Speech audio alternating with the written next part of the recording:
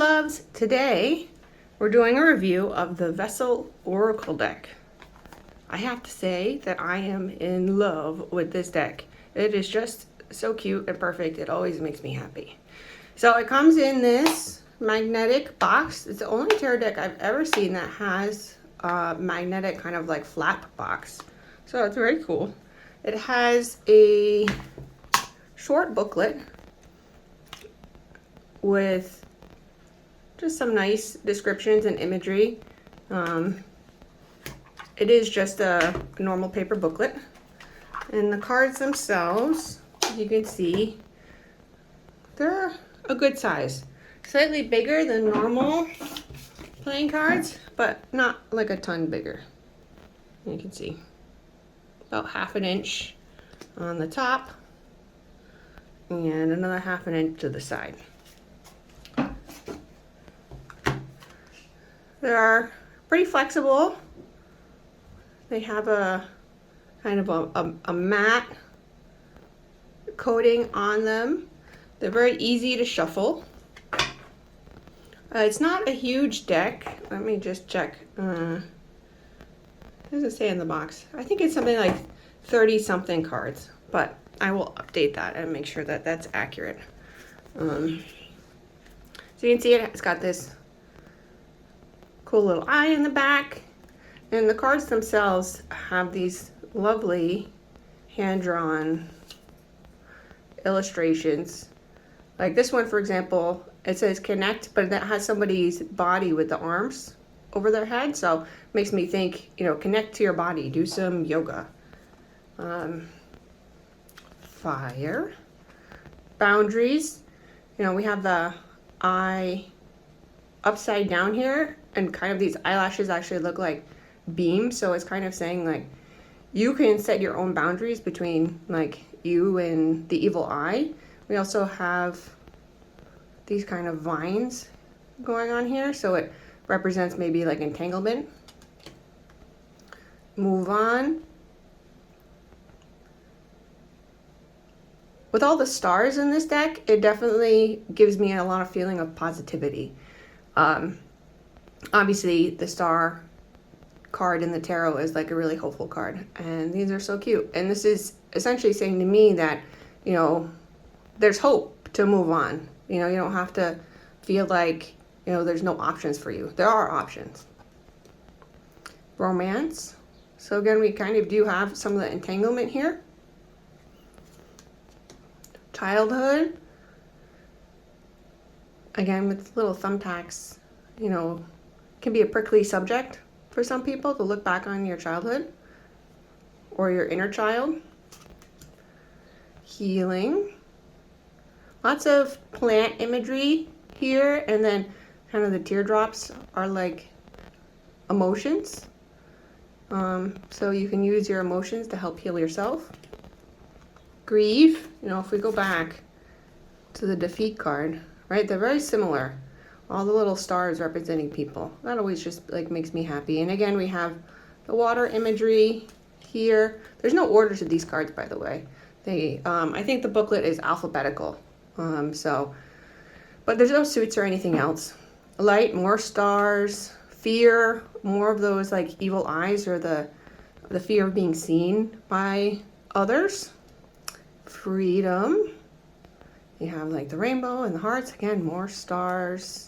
Abundance. Reminds me of the 9 of Cups. Endurance. I like how these arms are holding up the world. They're doing a really good job though. Support. So I like how the cups are like flowing into each other. It's kind of like sharing your emotions with others, but you can see they're also kind of creating a barrier to the snake. So I think that's interesting for interpretations. Self-doubt. What do you see in the mirror? You have a star in your cup, but you don't see the star. Movement. Rest.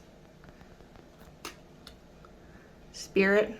Again with the star and the eye imagery. Make, all the hands working together to make something beautiful. Release, this reminds me of clearly addictions or drinking problems, but it can also mean that sometimes, you have these experiences when you're young or you're just not spiritually developed yet, and they kind of become like part of you. They become ingrained in your body. And so when you go through a period of spiritual growth, a lot of times you have to release that toxicity, which can feel pretty bad, honestly, because it's almost like reliving this stuff again, because you have to bring it up to get it out. So I think this is a really good card to show that releasing is a part of it's letting go, but it's not always like the nice goodbye. Sometimes, to let go of something bad, you have to kick it out. Structure. Got the houses here. So what is your home? What do you see as like your rules, how you build your life? Forgive. So this says to me that it's not you forgiving someone else. It's about granting yourself forgiveness, or, seeing the light so that you can, move on. Truth. Again, we have the stars, and I see this star is kind of her third eye. So she's seeing both her like mental truth and the truth in her heart. Trust. It looks like she's falling, so she's hoping that these hands that have love will catch her. Anxiety. Reminds me of the Eight of Swords. Clearly this person's bound, but also too, you can see how they're like essentially hurting themselves with their own hands. Communication. Seeing eye to eye. Power. We have both the snakes and lightning bolts, so kind of like creativity and electricity. Love.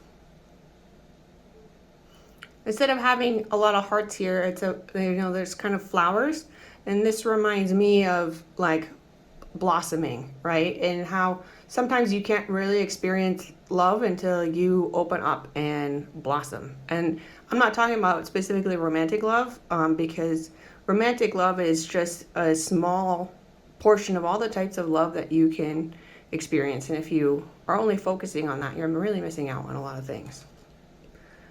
Change. I like how there's a spiral here. It kind of talks about how, there really isn't ever like a direct way to get to your final destination, but as you work, you'll get closer and closer to the center. So change brings you closer, but you don't get too frustrated because, there's no way to get directly there. You have to work around things for a while. Begin. Reminds me a lot of like the Power card, except we see hearts here. So I think that's interesting, because Power is like more like the will, and the Begin is more like the emotions. So I would say this is more like a Cup type card, and the Power is like a Wands. Birth. This one actually has, this wand type imagery. It gets better. It takes a lot of effort to mend a heart, but it happens at its own pace. Finally, we have choice. So many different stars to go after. So yeah, those are all the cards. I typically use this deck as a significator or like a clarifier. I typically won't pull multiple cards for this deck on like the same concept, because I feel like it muddies the waters. But I think if I have a spread that's kind of confusing, or if I want to like clarify something, these are also really good. So I would get this deck in conjunction with another more standard tarot deck.